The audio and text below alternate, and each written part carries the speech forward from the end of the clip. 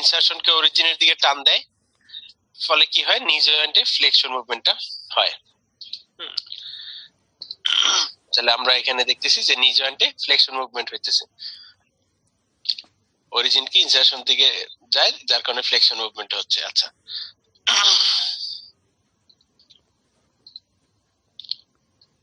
এরপরে এই চ্যাপ্টারে আর সায়াটিক নার্ভ, সায়াটিক নার্ভ দিয়ে কিছু কথাবার্তা আছে। সায়াটিক নার্ভ এটা নিয়ে কয়েকটা জানতে হবে, যে this is the most thickest nerve, most thickest nerve, আমাদের বডির সবচেয়ে মোটা নার্ভ এটা। এটা আমরা ইসের মডেলটার মধ্যে যাই, মডেল লেভেল কোথায়,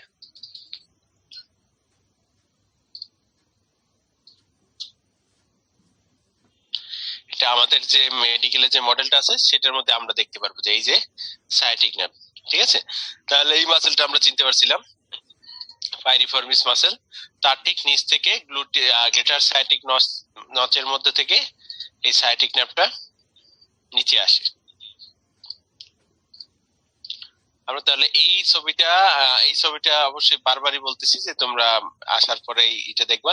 তাহলে আমরা দেখতেছি যে সায়াটিক নার্ভটা একটু ডিপে থাকে, এখানে উপরের সুপার যে মাসেল গুলো আছে সেগুলো দেখানো হয় নাই, আসলে এটা মাসেল দিয়ে ঢাকা থাকে। তাহলে সায়াটিক নার্ভটা আসলো, এরপরে সায়াটিক নার্ভটা দুইটা ভাগে ভাগ হয়ে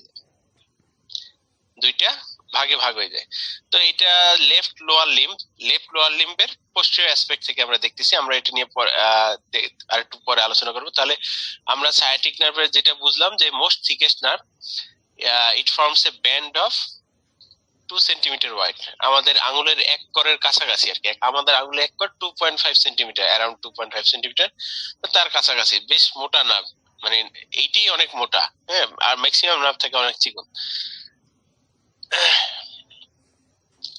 তাহলে এটা পেলভিসে শুরু হয় এবং terminates at the superior angle of the popliteal fossa. Popliteal fossa আসতেছি, ওইটাই আজকের মেইন পড়া। অরিজিন এন্ড রুট ভ্যালু, এটা স্যাক্রাল প্লেক্সাসের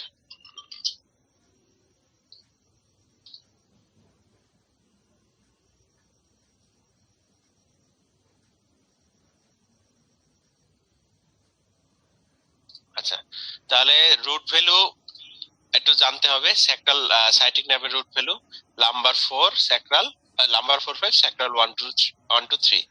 তাহলে এটা স্যাক্রাল প্লেক্সাস থেকে ফর্ম হয় এবং এটা এরপরে এটা নিচের দিকে ডিসেন্ড করে এবং এটা দুইটা পার্ট সহ ডিসেন্ড করে।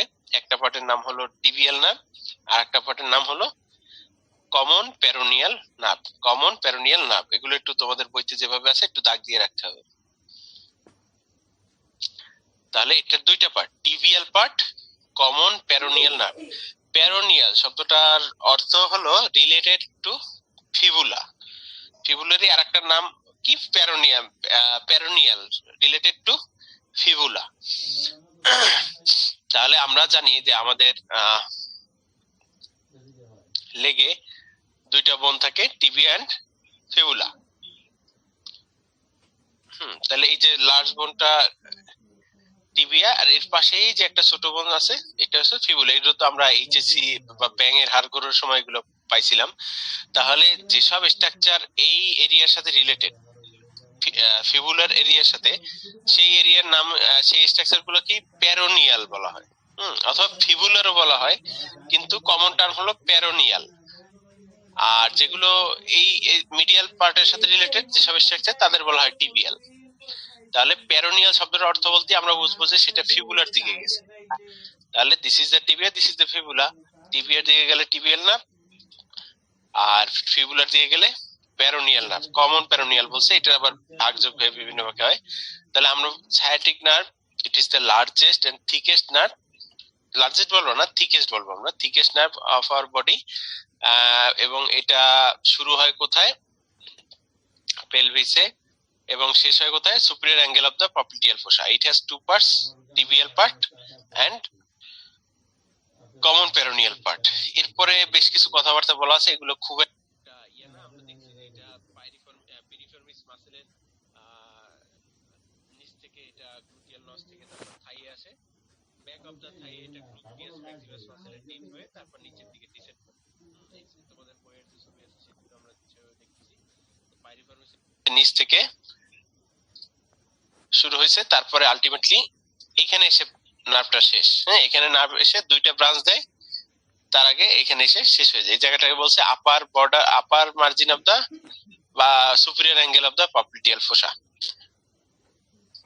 তো সাইটিক নার্ভের জন্য একটু ইয়ে থাকলে হবে।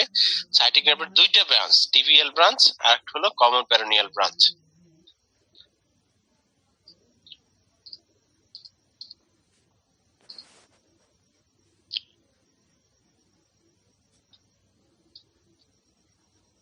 আচ্ছা, arteries of the back of the thigh, এটা আমরা দেখছি যে ব্যাক অফ দা থাই এর নার্ভটার পড়ছে, আর্টারি খুব একটা পড়ি নেই। গ্লুটিয়াল রিজনে আর্টারি পড়ছে, সুপিরিয়র ইনফিরিয়র গ্লুটিয়াল আর্টারি। তো ফ্রন্ট অফ দা থাইয়ে আমরা একটা আর্টারির নাম আমি বারবার বলছিলাম যে ফিমোরাল আর্টারি সবচেয়ে লার্জেস্ট ব্রাঞ্চ। হ্যাঁ, প্রোফান্ডা ফিমোরিস আর্টারি। এই আর্টারিটাই অ্যাডাক্টর ম্যাগনাস মাসলকে ফুটা করে পিছনের দিকে চলে যায়, এই আর্টারির ব্রাঞ্চই। তো এটা আমরা একটু বিশেষ ছবিতে দেখি।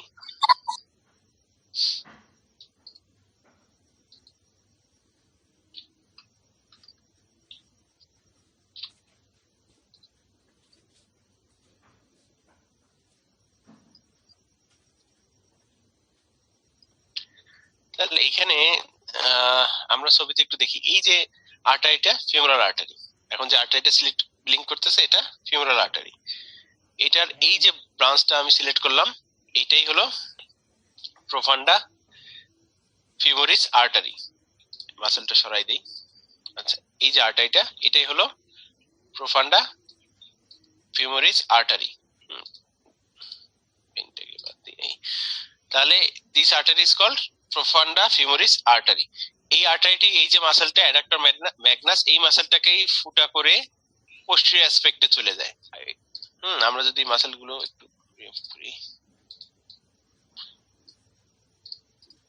তাহলে আমরা বুঝতে পারতেছি যে এই যে ফিমারের চারদিকে প্রচুর আর্টারি আছে। এদিকে যেহেতু এর চারদিকে প্রচুর মাসেল আছে, মাসেলগুলোকে সাপ্লাই দেওয়ার জন্য প্রচুর আর্টারি দরকার। তো এর মধ্যে একটা লার্জ আর্টারির নাম হলো কি, প্রোফান্ডা ফিমোরিস আর্টারি।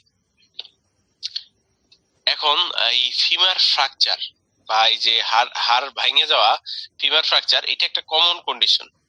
প্রায় অ্যাক্সিডেন্ট হলে অর্থোপেডিক্স ডিপার্টমেন্টে প্রায় আছে এই যে ফিমার ফ্র্যাকচার। আমাদের পরিচিত অনেকের মধ্যে এই যে রানের হাড্ডি ভেঙে যায়, বিশেষ করে বয়স্ক হলে ফিমারের, এই যে তোমাদের অলরেডি হার্ট পার্টে মনে হয় পড়াইছে যে ফিমার ফ্র্যাকচার এই হেডে হয়, শ্যাফটে হয়।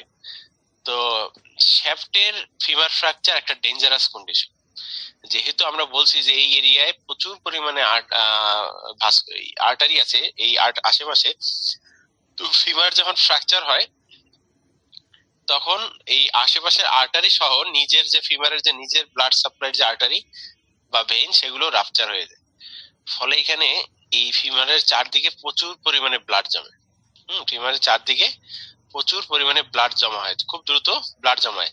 যদিও ব্লাডটা আস্তে আস্তে কম্পার্টমেন্টালাইজড হয়ে যায়, কারণ চারদিকে আমরা কি জানি ডিপ ফাঁসা আছে, ইন্টারভাস্কুলার সেপ্টাম আছে, ডিপ ফাঁসা আছে। ফলে কিন্তু তারপরও প্রায় 1.5 থেকে 2 লিটারের কাছাকাছি এভাবে ব্লাড অ্যাকুমুলেট করে ফিমারের চারদিকে।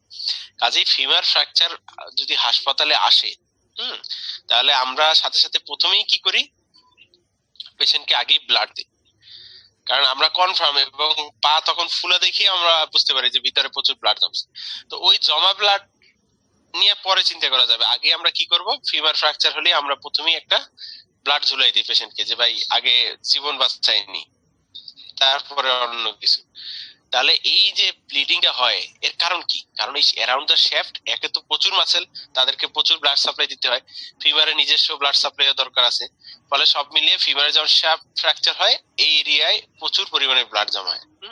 হেমাটোমা বলা হয়, তোমরা প্যাথোলজিতে গেলে এটা পড়বা, হেমাটোমা বা ফিজিওলজিতে অলরেডি পড়ছো। তো এই হেমাটোমা বলা হয়, এটা ইন্ট্রাভাস্কুলার হেমাটোমা ফর্ম হয় অ্যারাউন্ড দা ফিমার।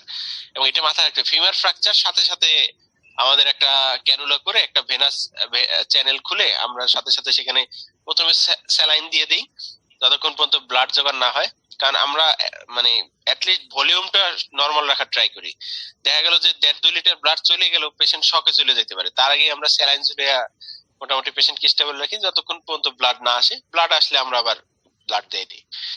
তাহলে এই ক্লিনিক এইটা যেন মাথায় থাকে। পরীক্ষা আসুক আর না আসুক, আমাদের প্র্যাকটিক্যাল লাইফে এটা পরবর্তীতে প্রচুর অনেক দরকার হবে। তো আমরা ব্যাক অফ দা থাইয়ে এর বেশি আর কিছু নাই এই জিনিসগুলা। আচ্ছা, স্লিপিং ফুট এটা নিয়ে একটু কথা বলি।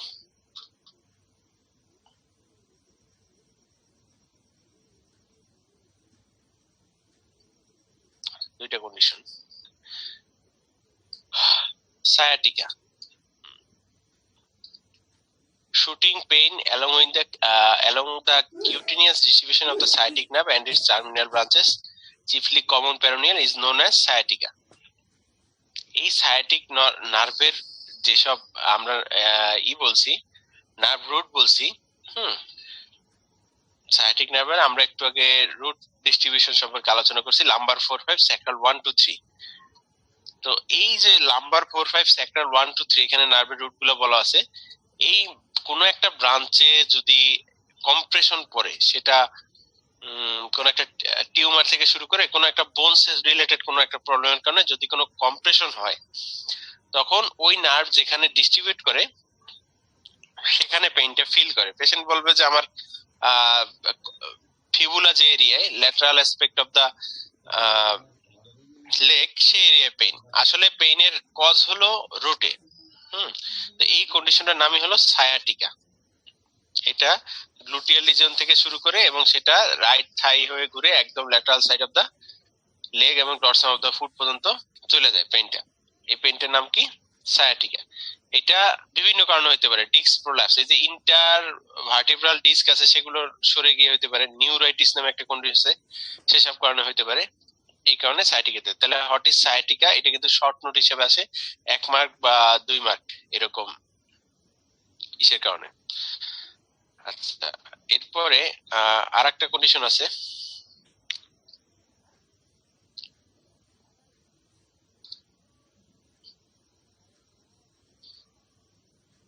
আমরা ছবিতে দেখাই।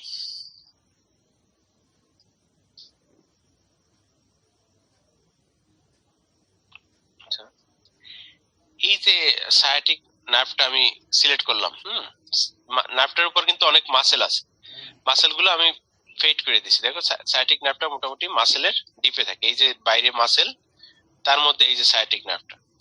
তো সায়াটিক নার্ভের পজিশনটা আমরা দেখতেছি যে ব্যাক অফ দা থাই হয়ে তারপর সে নিচের দিকে এসে তারপর দুইটা ব্রাঞ্চ দিছে।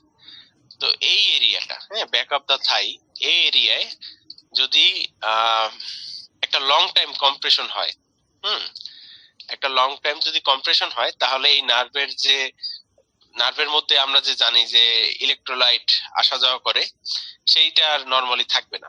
সেটা যেমন কমন একটা এখানে যে আরো একটু এক্সপ্লেনেশন করা আছে, when a person sits on the edge of the chair, hard table chair, the nerve gets compressed between the edge of the table and femur। আচ্ছা, ফলে এটা it results in numbness of the lower limb. এই জিনিসটা কি আমরা বলি যে পায়ে ঝিঝি ধরছে। আমরা যখন উল্টাপাল্টা ভাবে বসি তখন এই কন্ডিশনের নাম কি? আমরা বলি পায়ে ঝিঝি ধরছে। এই কন্ডিশনের নাম কি? Sleeping foot. এবং sleeping foot it is a temporary condition.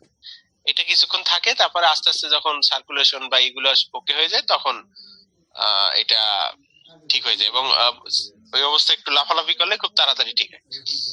এটা একটা ঝামেলাও আছে। ঝামেলা হলো যে প্রথম কিছুক্ষণের জন্য যখন পায়ে ঝিঝি থাকে তখন ঠিকভাবে হাঁটতে পারে না।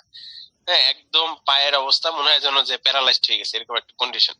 আর এটা কাদের বেশি হয়? ইদানিং কাদের বেশি হয়? আমার এক্সপিরিয়েন্স দিয়ে বলি, মাঝখানে এরকম আমার এক কাজিন, ও এরকম বাথরুমে পড়ে গেছে। বাথরুমে পড়ে গেছে। পরে একটা ইয়াং লোক বাথরুমে পড়ে যায়, এটা কিন্তু না, বয়স অবস্থায় পড়ে যায়, একদম ইয়াং একটা ছেলে 18-19 বছর বয়স পড়ে গেছে। পরে আমি হিস্ট্রি নিলাম, হিস্ট্রি নিয়ে বুঝলাম যে সে বাথরুমে মোবাইল নিয়ে ঢুকে, তারপরে ওই যে পাবজি ফ্রি ফায়ার এই টাইপের গেম খেলতে বসে কমোডে বসে, তো একটু দীর্ঘ টাইমে খেলে পরে উঠার সময় একদম মানে পা তো একদম অবশ ছিল, প্যারালাইজড অবস্থায় ছিল, হাতে ছিল মোবাইল, হাতের ব্যালেন্সও মানে সে পা ভাঙলে ভাঙুক কিন্তু মোবাইল তো ভাঙতে দেওয়া যায় না, ফলে সে এক হাত দিয়ে ব্যালেন্স টেন্স পায় না, ধুপ করে পড়ে গেছে, পড়ে কপাল টপাল কেটে গেছে। তাহলে ওর যে কন্ডিশনটা ছিল সেটাও ছিল কি স্লিপিং ফুড। এইটাই আবার গ্রামে গঞ্জে হলে এইটারই হয়তো জিনে ধরছে, ভূতে ঠেলা দিছে, হ্যাঁ কিছুক্ষণ সময়ের জন্য আমার পা ছিল কি বলে অবশ ছিল, এরকম অনেক কিছু বইলা দেয়। তাহলে এই কন্ডিশনের নামে কি স্লিপিং ফুড। এটা দেয়ালের উপর দিকে কোন বসা বা কমোডের দিকে কোন বসা, বা অনেকে ওই যে কি বলে ব্রিজে হেলান দিয়ে যে দাঁড়ায় যখন, তখন ফিমার আর ওই যে শক্ত যে অংশটা চেয়ারের সেটার সাথে মধ্যে কম্প্রেশন হয়, এই কন্ডিশনটা হয়। তাহলে what is sleeping food and what is sciatica, দুইটা ক্লিনিক্যাল কন্ডিশন একটু জেনে নিয়ে যাইতে হবে। সায়াটিকা শব্দটা পরবর্তীতে আমরা অনেক জায়গায় পাবো, এটা একটা মোটামুটি কমন ক্লিনিক্যাল কন্ডিশন অর্থোপেডিক্সে। এর বাইরে যেগুলো আছে এগুলো খুব একটা ইম্পর্টেন্ট না। এই ছবিটা দিয়া একটা জিনিস বোঝানো হয়েছে যে ইন্টারভার্টিব্রাল ডিস্ক, এটা যদি সামনে চলে যায়, আমরা জানি ইন্টারভার্টিব্রাল ফোরামেনে নার্ভ রুট থাকে, দুইটা নার্ভ যোগ হয়ে হয় না একটা নার্ভ তৈরি হয়, তো নার্ভ রুটের উপর যদি কম্প্রেশন হয় তাহলে এরকম হইতে পারে।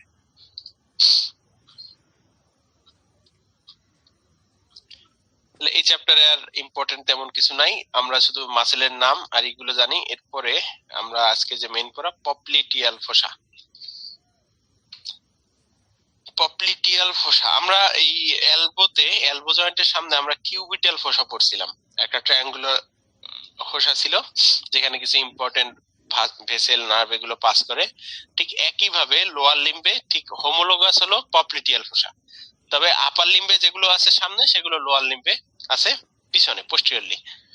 তাহলে popliteal ফোসা this is a shallow diamond shaped depression felt based at the back of the knee joint when the joint is semi flexed, অর্থাৎ জয়েন্টে একটু সেমি ফ্লেক্সড পজিশনে থাকা অবস্থায় আমাদের ব্যাক অফ দা নিয়ে যে আমরা ফোসাটা পাবো একটা গর্তের মতো তৈরি হয়, সেটাই হলে পপলিটিয়াল ফোসা।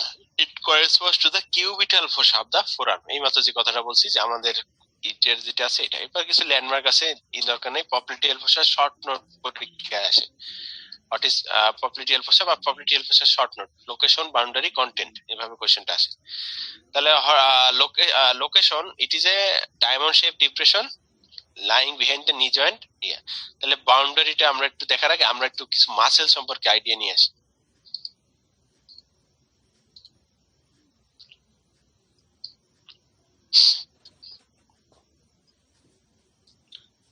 তাহলে এখানে আমরা ব্যাক অফ দা থাই এর মাসেল গুলো দেখতেছি, হ্যাঁ পোস্টেরিয়র অ্যাসপেক্ট থেকে আমরা দেখতেছি। তাহলে ব্যাক অফ দা থাই আমরা গতদিন এই নিয়ে আলোচনা করছিলাম। এই যে ল্যাটারালি মোস্ট ল্যাটারালি যে মাসেলটা আছে তার নাম হলো বাইসেপস ফিমোরিস। তার নাম কি? Biceps femoris. এটা আবার একটা লং হেড আছে, শর্ট হেড আছে। হ্যাঁ, এই যে ভিতরে যে হেডটা সিলেক্ট করছি এটা হচ্ছে শর্ট হেড, আর যেটা বড় সেটা লং হেড। দুইটা মাসেলই গিয়ে শেষ হয় গিয়ে কোথায়? টিপ অফ দা, মানে এই যে টিপ অফ দা ফিবুলা, ঠিক আছে, এখানে গিয়ে মাসেল দুটো ইনসারশন দেয়। তাহলে ল্যাটারালি আমরা একটা মাসেল পেলাম বাইসেপস ফিমোরিস। মিডিয়ালি যে মাসেল আছে কয়েকটা মাসেল, উপরে থাকে সেমি টেন্ডিনোসাস, এখন যেটা ই করলাম, তার নিচে থাকে সেমি মেমব্রেনোসাস, তারও ডিপে আমরা যদি পোস্টেরিয়র অ্যাসপেক্ট থেকে চিন্তা করি সেখানে থেকে অ্যাডাক্টর ম্যাগনাস। তাহলে আমরা এই সাইডে তিনটা মাসেল ধরলাম, সেমি টেন্ডিনোসাস, সেমি মেমব্রেনোসাস আর অ্যাডাক্টর ম্যাগনাস, অর্থাৎ হ্যামস্ট্রিং মাসেলের চারটা কিন্তু বইলে ফেলছি। আচ্ছা এটা অ্যাড করি, এর সাথে আরেকটা মাসেল অ্যাড করলাম মিডিয়াল কম্পার্টমেন্টের গ্রাসিলিস। পরপর চারটা মাসেল হয়ে গেল। তাইলে semi tendinosus, semi membranosus, adductor magnus and gracilis. সবগুলো মাসেল কি ইনসারশন দেয় কোথায়? এই যে অ্যাডাক্টর লঙ্গাস তো আমরা আগেই জানি ইনসারশন অ্যাডাক্টর টিউবারকুলার শেষ। বাকি যে তিনটা মাসেল সেমি টেন্ডিনোসাস, মেমব্রেনোসাস আর গ্রাসিলিস, সবগুলোর আমরা ইনসারশন দেখতেছি টিবিআই, টিবিআর মিডিয়াল সারফেসে একদম আপার পার্টে। তাহলে আমরা মাসেল গুলো একটু চিনলাম। ল্যাটারালি রেক্টাস, কি বলে, biceps femoris, and medially semitendinosus, semimembranosus, adductor longus and gracilis. চারটা মাসেলের নাম আমরা বললাম। নিচে একটা মাসেল আছে, এই যে মাসেলটা আমি সিলেক্ট করলাম, মাসেলটার নাম হলো গ্যাস্ট্রোকনেমিয়াস। গ্যাস্ট্রোকনেমিয়াস, গ্যাস্ট্রো শব্দের অর্থটা অ্যাবডোমেনে পড়ছো। গ্যাস্ট্রো শব্দের অর্থ রিলেটেড টু স্টমাক। গ্যাস্ট্রিক শব্দের অর্থ পাকস্থলীর বা অফ স্টমাক, গ্যাস্ট্রিক শব্দের অর্থ। তাহলে এই মাসেলটা দেখতে অনেকটা পেটের মতো, পেট মোটা এরকম। আমাদের পায়ের যে পিছনের দিকে যে মাসেলটা দেখলে মনে হয় যে একটা পেটের মতো অংশ ইয়েছে, এই জন্য নাম দিয়েছে গ্যাস্ট্রোকনেমিয়াস, দেখতে পেটের মতো। এই মাসেলটা আমরা যদি একটু খেয়াল করি, মাসেলটার এই যে ব্যাক অফ দা নি জয়েন্টের এখানে দুইটা হেড এইখানে, তাহলে একটা হচ্ছে ল্যাটারাল হেড আর একটা হলো মিডিয়াল হেড। মাসেলটা আরেকটা হেড আছে এই বরাবর থাকে, ওইটা হলো আরেকটা হেড। এই জন্য মাসেলটা আরেকটা নাম হলো ট্রাইসেপস সুরি। ট্রাইসেপস সুরি এরকম আরেকটা নাম দিছে, কিন্তু আমরা গ্যাস্ট্রোকনেমিয়াস মাসেলটা বললাম যে এর দুইটা হেড আছে ব্যাক অফ দ্য নি জয়েন্টে, মিডিয়াল হেড, ল্যাটারাল হেড। তাহলে আমরা মোটামুটি একটা বাউন্ডারি পাইছি। এবার আমরা দেখতেছি যে এইখানে আমরা যদি এইভাবে একটা লাইন টানি, প্রথমে একটা লাইন টানলাম, এটা তাহলে কোথায় গেল? উপরে হলো সুপারো আর এদিকে হলো ল্যাটারাল, এই জন্য এই বাউন্ডারিটার নাম হবে superolateral boundary. How is it found? It is found by the biceps femoris. আচ্ছা, আর একটা বাউন্ডারি আমি মিডিয়ালি আঁকলাম, তাহলে এটার নাম কি হবে? Superomedial. তাহলে এই বাউন্ডারিটার নাম হবে superomedial boundary. It is found by the এই সেমি মেমব্রেনোসাস, সেমি টেন্ডিনোসাস, এর সাথে এই মাসেলগুলো কিছুটা একে স্ট্রেন দেয়, হ্যাঁ, এই বাউন্ডারি থেকে। তাহলে আমরা মেইন জানলাম সেমি মেমব্রেনোসাস, সেমি টেন্ডিনোসাস এটা। আর নিচের দিকে যে বাউন্ডারিটা আছে, দুইটা বাউন্ডারি একটা মাসেল দ্বারাই ফর্ম হয়, মেইনলি গ্যাস্ট্রোকনেমিয়াস। এর পাশাপাশি আর একটা ছোট মাসেল আছে প্লান্টারিস, একটু পরে দেখাবো। তাহলে এই যে মাসেলগুলো নিয়ে এই যে একটা এরিয়া তৈরি হলো, এই এরিয়ার নামই হলো পপ্লিটিয়াল ফোসা। তাহলে এই এরিয়ার নামই কি? পপ্লিটিয়াল ফোসা। তাহলে এই যে টিক চিহ্ন দেওয়া যে মাঝখানে যে এরিয়াটা, এটার নামই কি? পপ্লিটিয়াল ফোসা। তাহলে নিচের যে দুইটা ওয়াল, সে দুইটা তাহলে ওইভাবে নাম দিতে পারি আমরা, ইনফারো ল্যাটারাল আর inferomedial. How is it found? It is found by the gastrocnemius muscle. এবার তাহলে আমরা বইতে আবার যাই। তাহলে superolaterally it is found by biceps femoris. আচ্ছা, পাইলাম একটা। তারপরে আর একটু নিচে যাই, superomedially it is found by semi membranosus, semi tendinosus, supplemented by gracilis, sartorius, adductor magnus. Sartorius এখানে আছে, যেহেতু সার্টোরিয়াস ইনসারশন ওই টিভি এর ওই রিজিয়নে, হ্যাঁ, মিডিয়াল সারফেসে আপার পার্টে। তাহলে মেইন মাসেল হলো semi membranosus, semi tendinosus. Inferolaterally gastrocnemius supplemented by plantaris muscle, একটা ছোট একটা মাসেল আছে প্লান্টারিস। আর ইনফেরোমিডিয়ালি গ্যাস্ট্রোকনেমিয়াস। তাহলে আমরা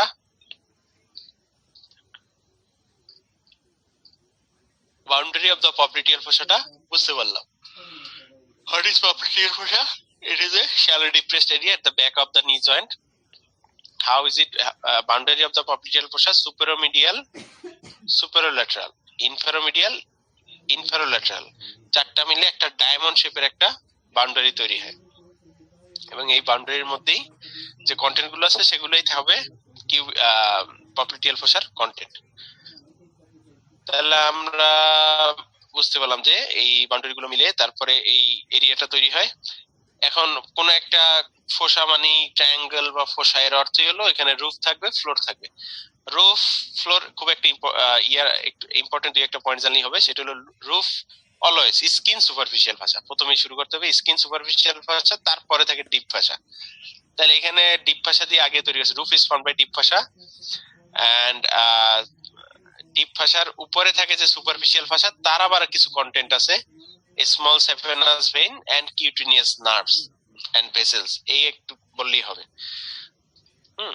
ডিপ ভাষা is roof is formed by the deep fascia এই ডিপ ফাসা আরেকটা নাম দিয়েছে পপ্লিটিয়াল ফাসা। এবং এই যে ডিপ ফাসা এর উপরে যে সুপারফিশিয়াল ফাসা থাকে তার কন্টেন্ট একটা আছে স্মল স্যাপেনাস ভেইন। ভেইনটার নামটা একটু মনে রাখতে হবে। তাহলে আমরা স্যাপেনাস ভেইন দুইটা পাইলাম, একটা গ্রেট স্যাপেনাস ভেইন, সে ছিল ফিমোরাল ট্রায়াঙ্গেলের যে রুফ, যে সুপারফিশিয়াল ফাসা ছিল তার কন্টেন্ট। আর স্মল স্যাপেনাস ভেইন এটা যে এই যে পপ্লিটিয়াল ফোসা তার যে রুফ ডিপ ফাসা তার উপরে যে সুপারফিশিয়াল ফাসা থাকে তার কন্টেন্ট। আমরা একটু ছবিতে একটু চেনার চেষ্টা করি।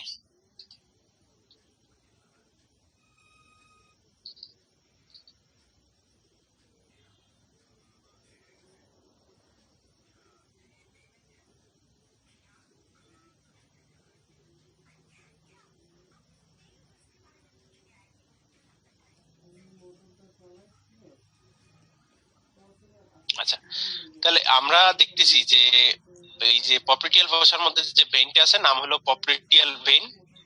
আর এই যে একটা ভেইন আমি সিলেক্ট করছি এটার নাম হলো স্মল স্যাপেনাস ভেইন।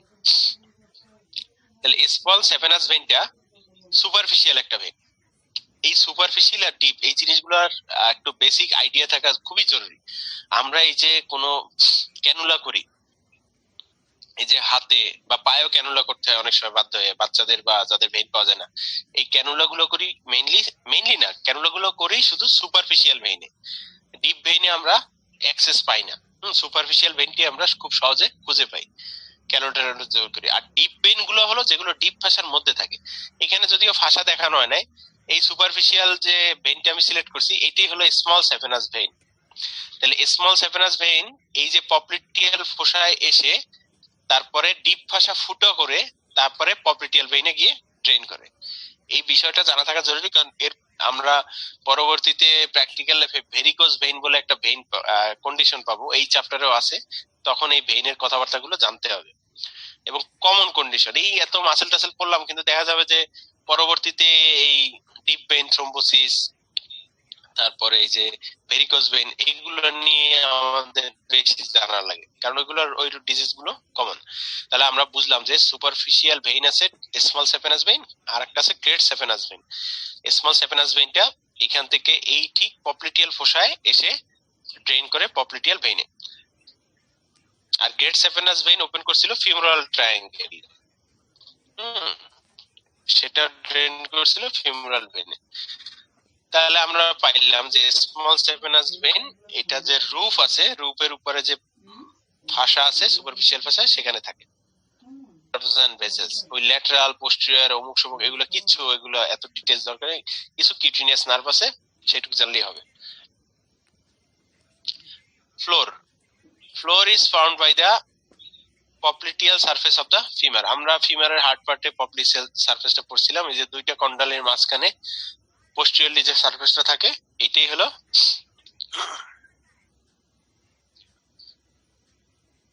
ফ্লোর।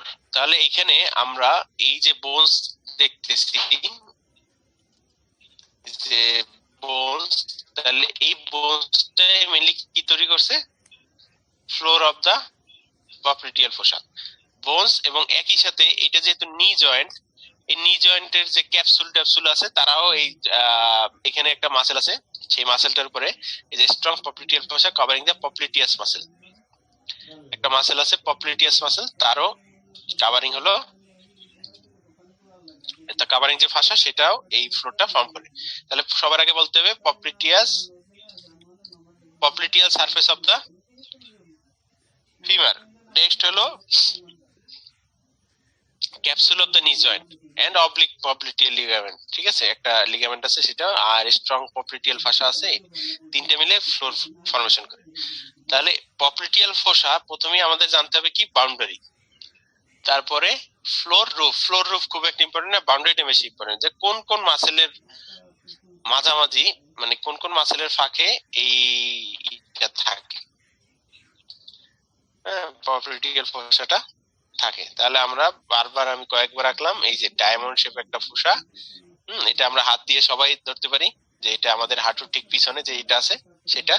এবং এটার রুফ ফ্লোর পাইলাম, এবার আসি এটার কন্টেন্ট। এটার কন্টেন্ট বোঝার আগে কিছু স্ট্রাকচার আগে একটু পরিচয় করাই দিই, যেগুলো আগে পড়ানো হয়েছে আবার একটু দেখাই দিই। আমরা এখন ফ্রন্ট অফ দা থাই আবার ফিরে গেছি, ফ্রন্ট অফ দা থাই আছি আমরা এখন। তাহলে ফ্রন্ট অফ দা থাইয়ে আমরা যে ফিমোরাল ট্রায়াঙ্গেল পড়ছিলাম, সেখানে আমরা পড়ছিলাম যে আর্টারি থেকে এবং ভেইন থেকে, তারও ল্যাটারালি ছিল নার্ভ। নার্ভটা এখানে দেখালাম না, এখানে এদিক দিয়ে নার্ভ ছিল, ফিমোরাল নার্ভ ছিল। তাহলে আমরা শুধু আর্টারি আর ভেইন নিয়ে চিন্তা করি যে এটার নাম কি, ফিমোরাল আর্টারি, আর তার পাশে থাকে ফিমোরাল ভেইন। এই ফিমোরাল ট্রায়াঙ্গেল হয়ে তারা একটু নিচের দিকে নামে, মিড শ্যাফটে থাকা অবস্থায় তারা একটা ক্যানেলের মধ্যে থাকে, যে ক্যানেলটার নাম বলছিলাম আমরা হান্টার্স ক্যানেল বা অ্যাডাক্টর ক্যানেল। আরো নিচে নামার পরে এই যে মাসেলটা আছে, মাসেলটার নাম হলো অ্যাডাক্টর ম্যাগনাস, এটা বারবার আসতেছে। এই অ্যাডাক্টর ম্যাগনাসের এখানে একটা গ্যাপ থাকে, যে গ্যাপটার নাম হলো অ্যাডাক্টর হায়াটাস, যে গ্যাপটার নাম হলো অ্যাডাক্টর হায়াটাস। এই অ্যাডাক্টর হায়াটাসের মধ্যে থেকে ঘুরে এই ভেইন এবং artery back of the lower লিম্বে চলে যায়। আরো এই করে বলে back of the lower thigh এবং নি এরিয়া চলে যায়। তাহলে যে জিনিস ছিল সামনে তারা চলে গেল পিছনে, যে জিনিস ছিল সামনে তারা চলে গেল পিছনে, এবং তাদের ওরিয়েন্টেশন একটু চেঞ্জ হয়েছে। আর্টারি ছিল প্রথমে ল্যাটারালি, সে হয়ে গেছে মিডিয়ালি। আর্টারিটা ছিল ল্যাটারালি উপরের দিকে, সে আবার নিচের দিকে নেমে হয়ে গেছে মিডিয়ালি। আবার ভেইন, সে ছিল উপরে মিডিয়ালি, সে হয়ে গেছে ল্যাটারালি। এবং তারা অ্যাডাক্টর যে হায়াটাস এইখান থেকে ঘুরে তারপরে আমার ব্যাক অফ দা লোয়ার থাই অথবা ব্যাক অফ দা নিয়ে চলে গেছে। এবার তাহলে আমরা এই এটাকে ঘুরে ফেলি। আমরা এখন ব্যাক অফ দা থাই চলে গেলাম। তা আমরা রাইট সাইড একটু খেয়াল করি, মাসেল গুলো সরাই ফেলি। আচ্ছা, তাহলে আমরা দেখতেছি যে এই হলো অ্যাডাক্টর ম্যাগনাস মাসেল। এখন যে মাসেলটা সিলেক্ট করছি, এই মাসেলটা সিলেক্ট করার পরে আমরা তাহলে খেয়াল করলাম যে এই অ্যাডাক্টর ম্যাগনাসের যে হায়াটাস, সেখান থেকে এই আর্টারি এবং ভেইন চলে আসছে নিচে। তো এই যে জায়গাটা যখন ক্রস করলো, ফিমোরাল আর্টারি এবং ভেইন যখন এই মার্জিনটা ক্রস করলো, তখনই তাদের নাম হয়ে যায় পপলিটিয়াল আর্টারি এবং পপলিটিয়াল ভেইন। এই জায়গাটা ক্রস করার পরেই আর্টারি তো উপর থেকে নিচে নামে, ভেইন নিচ থেকে উপরে ওঠে, যেহেতু ব্লাড যে ওয়েতে ক্যারি করে সেভাবে আমরা বলি। তাহলে এই যে বাউন্ডারি, এই যে মার্জিনটা, এই মার্জিনটা ক্রস করার পরই তাদের নাম হয়ে যায় পপলিটিয়াল আর্টারি, পপলিটিয়াল ভেইন। তাহলে এখন আমরা পোস্টেরিয়র অ্যাসপেক্ট থেকে যখন আমরা দেখতেছি, তখন আমরা এই দুইটাকে এখন বলবো পপলিটিয়াল আর্টারি আর হলো পপলিটিয়াল ভেইন। তাহলে আমরা বুঝলাম যে পপলিটিয়াল ফোসার কন্টেন্ট কি, পপলিটিয়াল আর্টারি, পপলিটিয়াল ভেইন। তাহলে আপার থাইয়ে যেটা ছিল laterally artery, medially vein, lower থাইয়ে এবং পপলিটিয়াল ফোসার এন্ট্রিতে ঘুরে গেছে, মিডিয়ালি আছে আর্টারি, ল্যাটারালি আছে ভেইন। এটা তোমাদেরকে একটু আগে ওই নিয়ে বলছি। তাহলে আমরা পপলিটিয়াল ফোসার কন্টেন্ট কি বলবো, তাহলে প্রথমে popliteal artery and popliteal vein, popliteal artery, popliteal vein. তাহলে বইতে এন্ড দেয়ার ব্রাঞ্চেস, তাহলে বইতে দেখি সেটা কি বলা আছে। প্রথমে বলা আছে কি,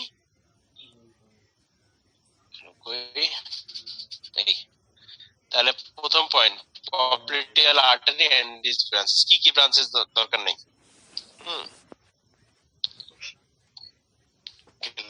নেট একটু slow.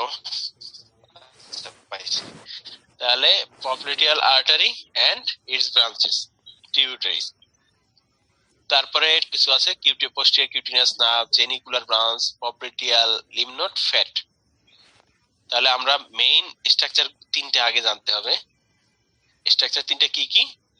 Popliteal artery, which is the continuation of femoral artery.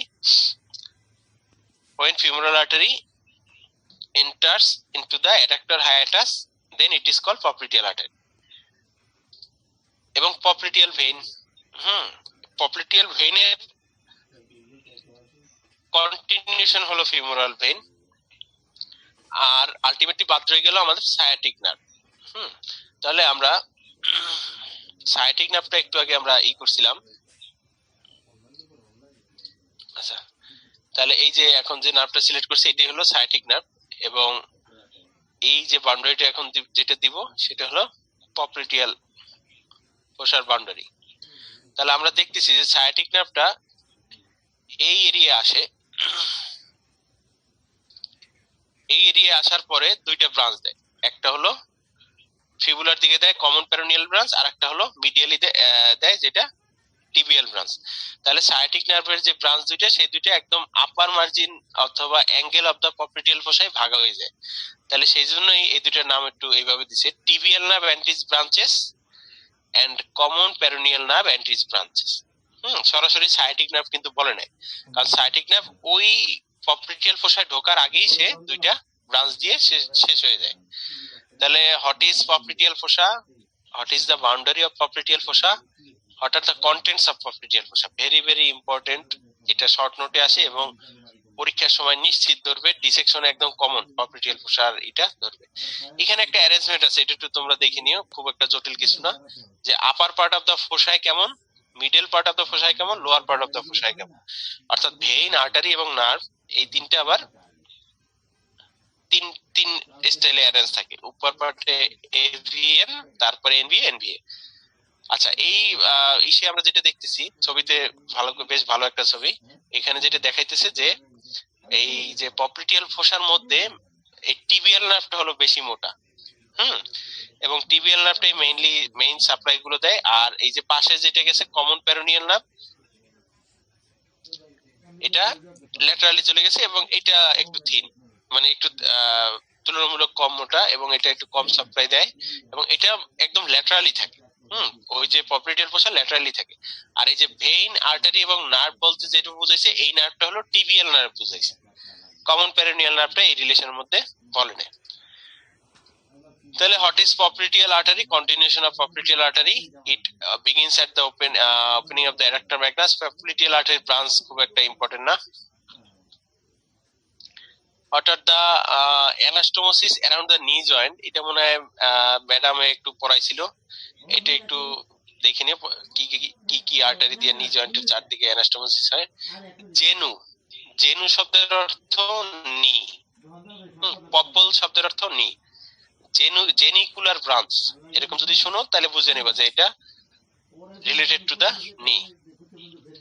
তাহলে আমরা দেখতেছি যে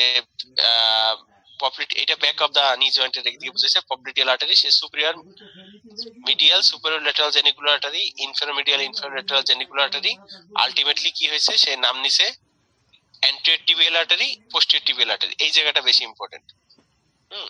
তাহলে পপলিটিয়াল আর্টারি সে যখন নিচে পপলিটিয়াল ফোসা লিভ করছে, লিভ করার পরে সে দুইটা ব্রাঞ্চ দিছে, anterior tibial artery, posterior tibial artery. এই দুইটা জানা খুব জরুরি, কারণ এই দুইটা আর্টারি নিয়ে আমাদের পরে কাজকর্ম আছে।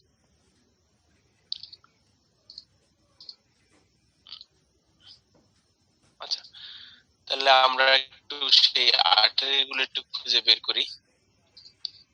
আমরা গ্যাস্ট্রোকনেমিয়াস মাসেলটা সরাই দিলাম, নার্ভও সরাই দিলাম। তাহলে এখন যে আর্টারিটা সিলেক্ট করছি এটার নামে কি, পপলিটিয়াল আর্টারি। এই পপলিটিয়াল আর্টারিটা একটু নিচের দিকে নামার পরে সে দুইটা ব্রাঞ্চ দেয়, anterior tibial artery and posterior tibial artery. Posterior টিবিয়ালটা ব্যাক অফ দা লেগে মেইনলি সাপ্লাই দেয়। পোস্টেরিয়র টিবিয়ালে আরেকটা ফিবুলার বা পেরোনিয়াল আর্টারি ব্রাঞ্চ আছে। তো মেইনলি পোস্টেরিয়র টিবিয়াল আর অ্যান্টেরিয়র টিবিয়াল এই দুইটা আর্টারি।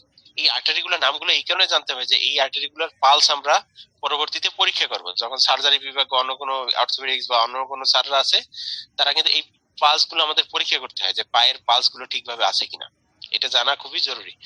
তাহলে popliteal artery starts at the adductor hiatus and it gives off two branches, mainly terminal branches, anterior tibial, posterior tibial. এর বাইরে পপলিটিয়াল আর্টারি যে ব্রাঞ্চগুলোর নামগুলো পড়লে বুঝবা যে জেনিকুলার ব্রাঞ্চ, জেনিকুলার মানে অ্যারাউন্ড দ্য নি।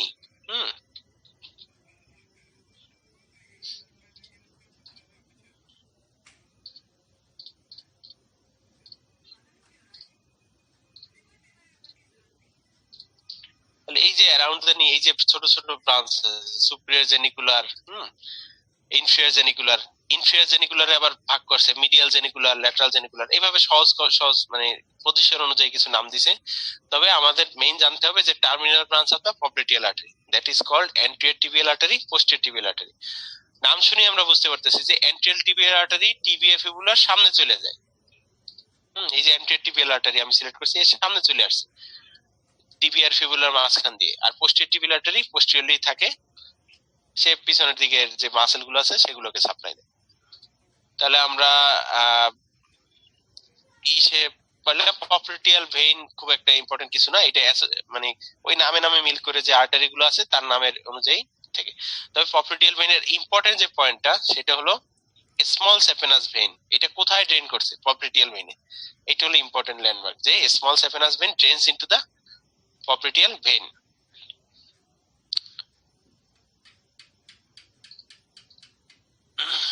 এই পপ্লিটিয়াল আর্টারির ইম্পর্টেন্স কি? আমরা পায়েও কিন্তু প্রেসার মাপতে পারি। হাতে যেভাবে প্রেসার মাপি ঠিক সেভাবে পায়েও প্রেসার মাপতে পারি। হাতে আমরা আর্মের চারদিকে কাফটা জড়াই, মানে কাফ পেঁচাই, আর পায়ের ক্ষেত্রে থাইয়ের চারদিকে আমরা কাফ পেঁচাই। কাফ পেঁচানোর পরে পপ্লিটিয়াল আর্টারিতে আমরা পালসেশন শুনি, যেটা আমরা হাতে শুনি ব্রাকিয়াল আর্টারিতে। তাহলে এই পপ্লিটিয়াল আর্টারি এটার পালসেশন আমাদের দেখতে হবে। কাজেই তোমরা নিজেরা খুঁজে বের করো তোমাদের পপ্লিটিয়াল আর্টারি পালসেশন খুঁজে পাও কিনা। এটা পা একটু সেমিফ্লেক্সড অবস্থায় নিয়ে হাঁটুর সামনে দুই হাতের থাম একবারে নিয়ে রাখতে হবে। এরপরে দুই হাতের যে ফিঙ্গার আছে, ইন্ডেক্স ফিঙ্গার, মিডল ফিঙ্গার আর রিং ফিঙ্গার, এই তিনটা ফিঙ্গার দিয়ে একসাথে হাঁটুর পিছনে যে পপ্লিটিয়াল ফোর্স আছে সেখানে জোরে প্রেস করতে হবে। এবং প্রেস করে আমরা এভাবে নিচেরটা নিচে দেখতে পারি, অথবা এই যে পালসেশন ছবিতে যেভাবে দেখানো আছে এভাবে আমরা দেখতে পারি। তাহলে পালসেশন, পপ্লিটিয়াল আর্টারি পালসেশনটা কিন্তু খুবই জরুরি দেখা।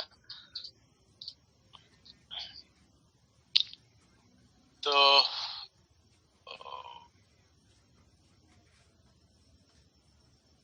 আচ্ছা, টিবিয়াল নার্ভ এগুলো, টিবিয়াল নার্ভের ব্রাঞ্চ গুলো পরে একটা চ্যাপ্টার হিসেবে পড়াবো। Common peroneal nerve, common peroneal nerve fibula যখন পড়া ছিল, ফিবুলার নেকে একটা রিলেশন ছিল, সেখানে প্যারোনিয়াল নার্ভ পাইছিলাম। এবং কমন প্যারোনিয়াল নার্ভ আমরা চাইলে পালপেট করতে পারি। কোর্স টোর্স এগুলো জানার দরকার নাই, এখানে এই মাত্র যে কথাটা বলছি এটা এখানে আছে যে ফিবুলার নেকে কমন প্যারোনিয়াল নার্ভ আমরা পালপেট করতে পারি। তুমি হাতে ফিবুলা ধরবা, নিশ্চিত থাকো ফিবুলার নেকে রিলেশন জিজ্ঞেস করবে। অ্যানাস্টোমোসিস অ্যারাউন্ড দ্য নি জয়েন্ট, এটা এত ডিটেইলস না পড়ে কিছু ব্রাঞ্চের নাম জানলেই হবে। এইমাত্র যে আমরা জেনিকুলার ব্রাঞ্চ গুলো পড়ছি সেই জেনিকুলার ব্রাঞ্চ গুলো জানলেই হবে। তো এখানে কোন কোন আর্টারির ব্রাঞ্চ দিয়ে তৈরি হয় এগুলো দুই একটা নাম আছে, এগুলো একটু দেখো, খুব বেশি ডিটেইলস পড়ার দরকার নাই। এই চ্যাপ্টারটা পড়লে আগেই পপ্লিটিয়াল ফোসা বাউন্ডারি কন্টেন্ট এগুলো আগে জানা বেশি জরুরি। আচ্ছা,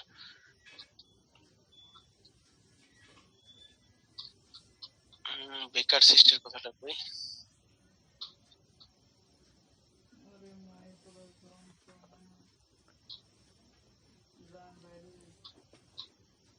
সেটা আমার নি জয়েন্টের মধ্যে আছে।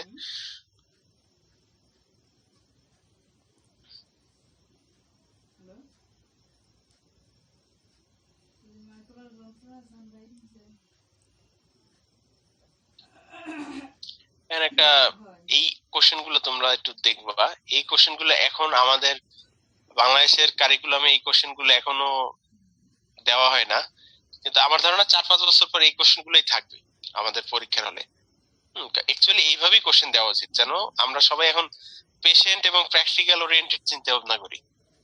আমরা ওই যে নার্ভ ব্রাঞ্চ এগুলো পড়া দেখা যায় যে প্র্যাকটিক্যাল চিন্তা ভাবনা এগুলোর সাথে মিলাইতে পারি না, কিন্তু এই ধরনের কোশ্চেন করলে আমাদের মাথায় এইভাবে আসে যে হ্যাঁ আমরা তো এইভাবে এই তথ্যটা দিয়ে এই ইনফরমেশন দিয়ে আমরা এই জিনিসটা এইভাবে গেস করতে পারি। তো এখানে একটা বলা আছে যে a middle-aged person complained of severe weakness in both lower limbs. His blood pressure in the lower limb is quite less than the upper limb. How is blood pressure in lower limb taken? What could be the cause of low BP? তো এখানে যেটা বলছে যে একটা মধ্যবয়সী মানুষ, তার হাতের প্রেসারের চেয়ে পায়ের প্রেসার কম। হাতে প্রেসার ধরা যাক, হাতে প্রেসার পাইছে 120/120/80, কিন্তু লোয়ার লিম্বে প্রেসার মেপে দেখলো যে লোয়ার লিম্বেও কিন্তু প্রেসার 120/80 হওয়ার কথা, তো সেখানে প্রেসার দেখলো যে 90/60। তার মানে এটা তো হওয়ার কথা না। তার মানে যে সমস্যাটা হয়েছে সেটা হলো যে লোয়ার লিম্ব পর্যন্ত যে আর্টারি গুলো আছে, সেই আর্টারি গুলো কোথাও কোথাও কোথাও মানে চিকন হয়ে গেছে। সেটা কোনো কনজেনিটাল কজ হতে পারে, প্যাথোলজিক্যাল কোনো কজ হতে পারে। কোথাও আর্টারিটা চিকন হয়ে গেছে, তাহলে হার্ট থেকে লোয়ার লিম্ব পর্যন্ত আর্টারি গুলো তাহলে আমার মাথায় রাখতে হবে যে কোন কোন পর্যন্ত কমন আর্টারি সাপ্লাই। তাহলে ডিসেন্ডিং অ্যাওর্টা বা অ্যাবডোমিনাল অ্যাওর্টা এই পর্যন্ত মোটামুটি কমন। এরপরে দুই লিম্বের আর্টারি কিন্তু ভাগ হয়ে গেছে, হ্যাঁ, right and left common iliac artery ভাগ হয়েছে। কিন্তু এখানে একটা বলে দিছে যে দুই লোয়ার লিম্বেই সমস্যা। সমস্যা কোথায়? দুই lower লিম্বে।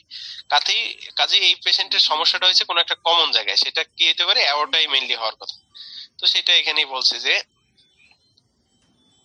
Cause possible reason could be coarctation of aorta, coarctation of aorta, অ্যাওর্টার কোথাও চুপসে গেছে।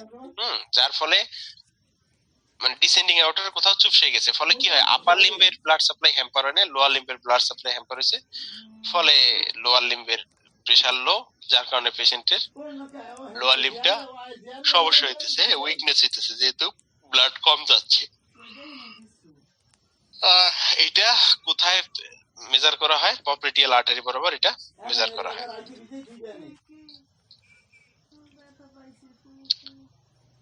তো আমরা আজকে টপিকে আরো কিছু আলোচনা করি, সেটা হলো যে হ্যামস্ট্রিং ইনজুরি। হ্যামস্ট্রিং ইনজুরি আমরা প্রায় খেলার মাঠে দেখি যে হ্যামস্ট্রিং ইনজুরি হয়। তাহলে হ্যামস্ট্রিং ইনজুরি হলো যদি খুব জোরে দৌড়ায় কেউ, যদি খুব জোরে দৌড়ায় অথবা জোরে আছাড় খায় বা কোথাও ব্যাক অফ দা থাইয়ে যদি প্রেসার ফিল করে, মানে খুব বেশি টান পড়ে, তাহলে কি হয়? এই যে মাসেল ফাইবার গুলো আছে এখানে চির ধরে। বাংলায় চির ধরে, ইংলিশে বলা হয় টিয়ার, আরো সঠিক মেডিকেল টার্ম হলো স্ট্রেন, হ্যামস্ট্রিং স্ট্রেন বা হ্যামস্ট্রিং টিয়ার এবং অনেক কিছু।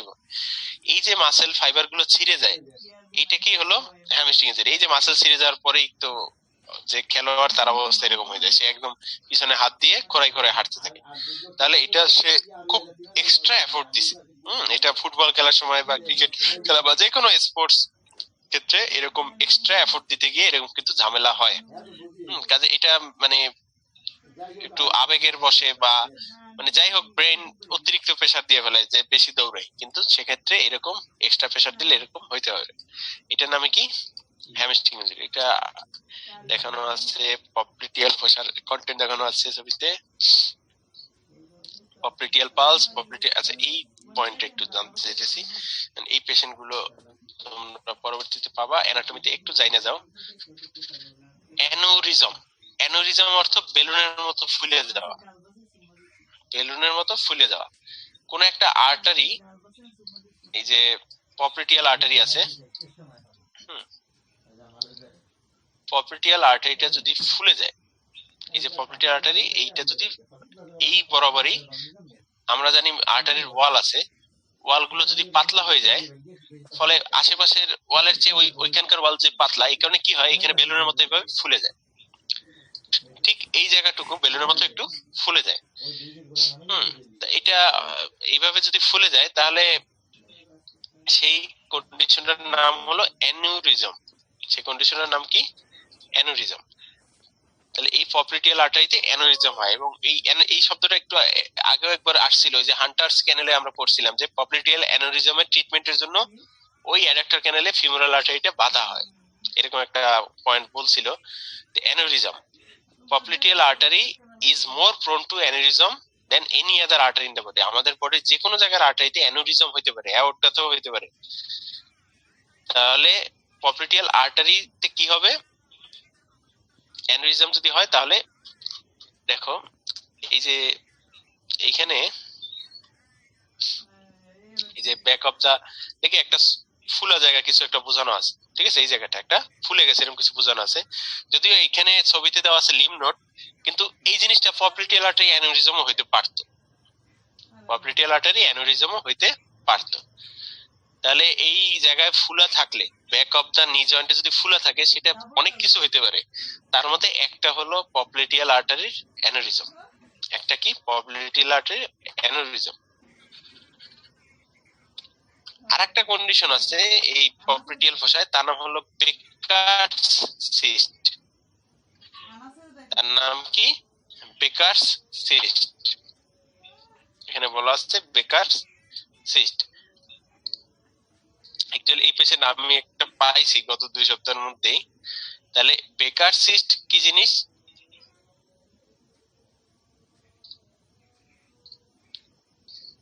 নি জয়েন্টের মধ্যে এই আশেপাশে বার্সা আছে। তোমরা কয়েকদিন সেদিন জানতে চেয়েছিলে যে বার্সা কি জিনিস বা এই জিনিস। তো এই যে বার্সা আছে বা এই যে সাইনোভিয়াল মেমব্রেনটা আছে, তো এই সাইনোভিয়াল মেমব্রেনটা যদি এইখান থেকে ফুলে উঠে এরকম বাইরের দিকে চলে আসে, তখনই সেটাকে বলা হয় বেকার সিস্ট। তখনই সেটাকে কি বলা হয়? বেকার সিস্ট। তাহলে আমরা ব্যাক অফ দা লেগে, ব্যাক অফ দা নি জয়েন্টে এরকম ফুলা কিন্তু পাইতে পারি।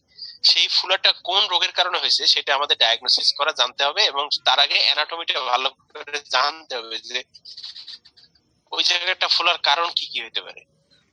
তাহলে একটা আমরা পাইলাম পপ্লিটিয়াল অ্যানোরিজম, আর একটা পাইলাম Baker cyst due to inflammation of synovial bursa underneath the tendon of semimembranosus। দুইটা কন্ডিশনের কথা বলছি, হয় ওখানে বার্সা ওখানে ফুলে যাবে, অথবা সাইনোভিয়াল মেমব্রেনের যে নি জয়েন্টের ক্যাভিটি সেটা ফুলে আসবে। আবার আরো কারণে এই ব্যাক অফ দা নি জয়েন্টে সোয়েলিং থাকতে পারে। একটা এখানে বলা আছে পপ্লিটিয়াল লিম্ফ নোড বড় হইতে পারে। তাহলে ব্যাক অফ দা নিয়ে আমরা নি জয়েন্টে আমরা এরকম যদি ফুলা পাই, সেটা বিভিন্ন কারণে হইতে পারে। একটা কারণ পপ্লিটিয়াল অ্যানোরিজম, একটা কারণ বেকার সিস্ট, একটা হলো লিম্ফ নোড। এখন লিম্ফ নোড হইলে আমরা ধরেই বুঝতে পারবো যে এটা শক্ত, যেহেতু লিম্ফ নোড। বেকার সিস্ট আর অ্যানোরিজম এই দুইটা হবে একটু নরম। কারণ কি? এই দুইটার মধ্যে আছে ফ্লুইড, একটার মধ্যে আছে ব্লাড আর একটার মধ্যে আছে সাইনোভিয়াল মেমব্রেন। এখন একটা কোশ্চেন হলো যে তোমার কাছে তো পেশেন্ট তো আর এরকম নিটারের মতো এরকম ছবি নিয়ে আসবে না, সে তো এরকম অবস্থায় আসবে। এখন তুমি কিভাবে বুঝবা যে এটা পপ্লিটিয়াল অ্যানোরিজম নাকি বেকার সিস্ট? তুমি ইনস্ট্যান্টলি কিভাবে বুঝতে পারো? তোমরা যারা শুনতেছো তারা একটু বুদ্ধি খেটে অ্যান্সার দাও তো।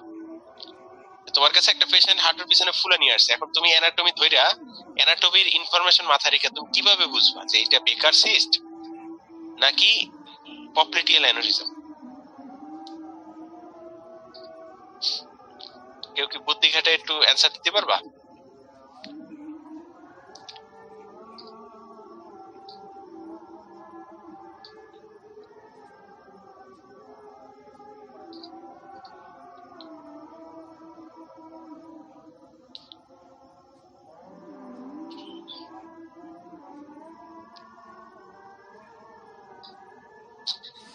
বেকার সিস্ট হলে চাপ দিলে অন্যদিকে সরে যাবে না, পপ্লিটিয়াল অ্যানোরিজম তো সরবে।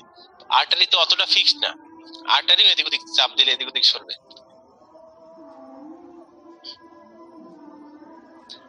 বেকার সিস্ট হলো সাইনোভিয়াল যে স্যাক, স্যার ফুটা করে দেখবো রক্ত কিনা। অ্যাকচুয়ালি সামহাউ ও কারেক্ট, তবে ফুটা করা ছাড়াও আমরা বুঝতে পারি। ফুটা করলে হ্যাঁ দেখবে, যদি ফুটা করলে রক্ত আসে তাহলে আমরা বুঝবো এটা পপ্লিটিয়াল আর্টারি অ্যানোরিজম, কারণ আমরা জানি ওটা একটা আর্টারির সোয়েলিং। আর যদি ক্লিয়ার ফ্লুইড আসে তাহলে আমরা বুঝবো ওটা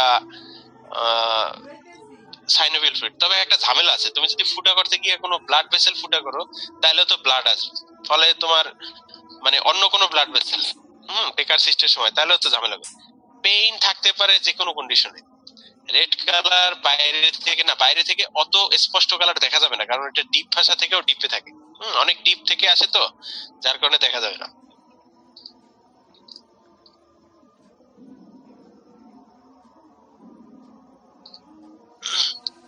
আচ্ছা, তাহলে আমরা সাইনোভিয়াল যে বেকার সিস্ট যেটা বললাম, যে সাইনোভিয়াল একটা সিস্ট, সেটার মধ্যে কোনো পালসেশন পাবা কিনা। যদি ফুলাটা সাইনোভিয়াল স্যাকেট থাকে তাহলে তার মধ্যে আমরা কোনো পালস পাবো কিনা।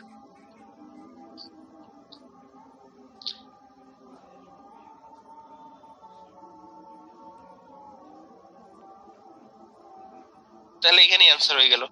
ওটা তাহলে আমরা হাত দিয়ে যদি পালস ফিল করতে যাই তাহলে আমরা দেখবো যে এটার মধ্যে পালস নাই। যদি পালস না থাকে তাহলে আমরা ধরে নেব যে এটা বেকার সিস্ট হওয়ার সম্ভাবনা বেশি। আর যদি পালস হাতে পাই তাহলে আমরা বুঝে নেব যে এটা যেহেতু পালস আছে এটা কোনো ভাস্কুলার কোনো অরিজিন, এই টিউমারটার অরিজিন কোনো ভাস্কুলার, এবং কমন অরিজিন এখানে কি হবে popliteal cyst, sorry popliteal aneurysm. তাহলে এই জন্য অ্যানাটমি ইনফরমেশন গুলো মাথায় আগে জানতে হবে যে এইখানে একটা তোমাকে ফুলা নিয়ে আসলো, তাহলে এই এরিয়ার অ্যানাটমি কি? তাহলে এই এরিয়ার অ্যানাটমি হলো এখানে নি জয়েন্ট আছে, এখানে পপলিটিয়াল ফোসা আছে, এইখান থেকে ইম্পর্টেন্ট কিছু আর্টারি ভেইন নার্ভ পাস করে।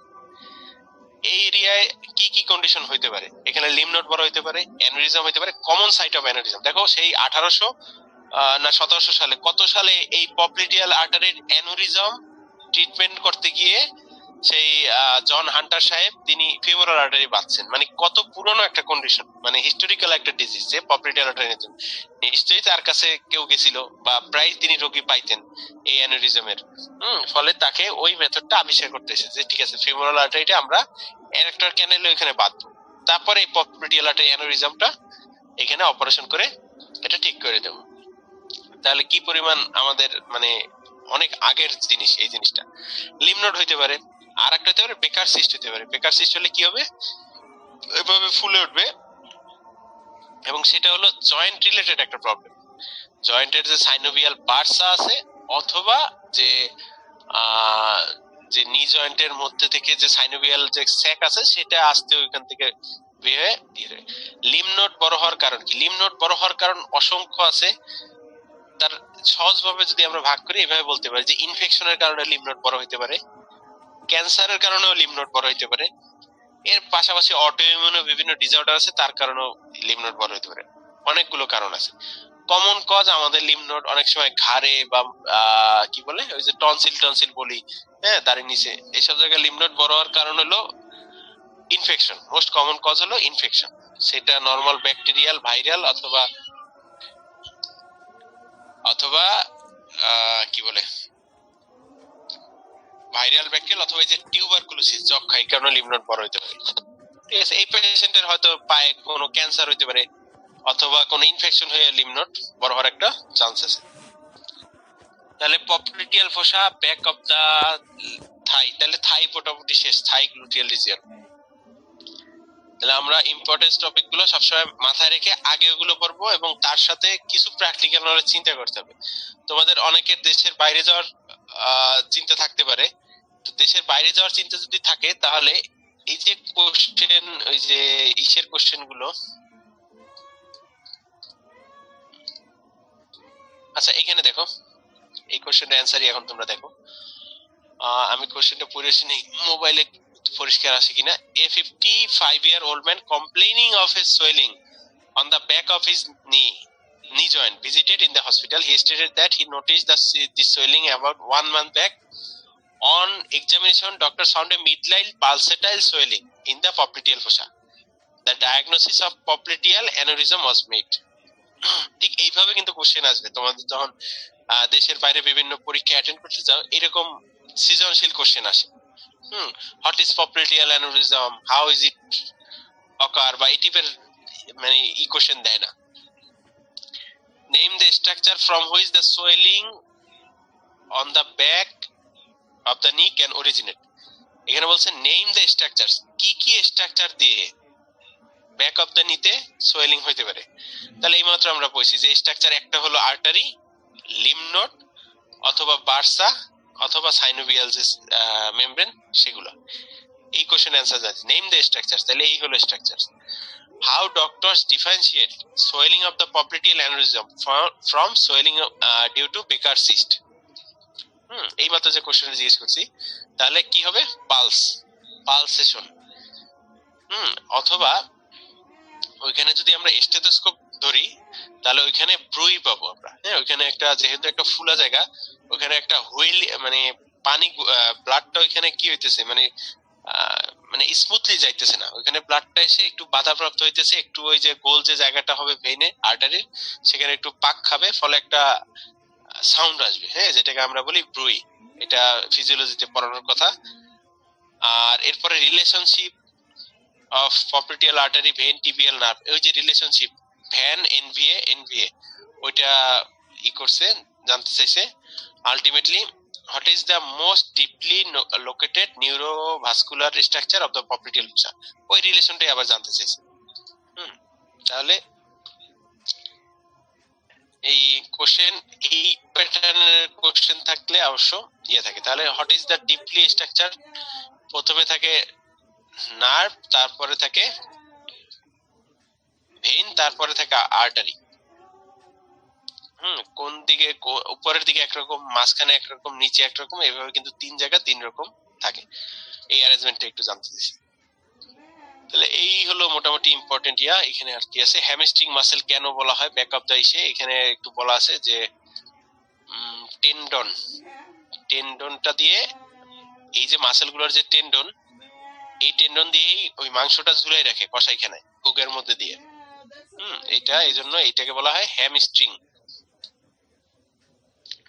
অ্যাডাক্টাল ম্যাগনাসের কথা বলা আছে, এটা কেন হ্যামস্ট্রিং মাসেল বলা হয় এটা তো আগের দিন ডিসকাশন, স্লিপিং ফুট, এটাও আলোচনা করা হয়েছে।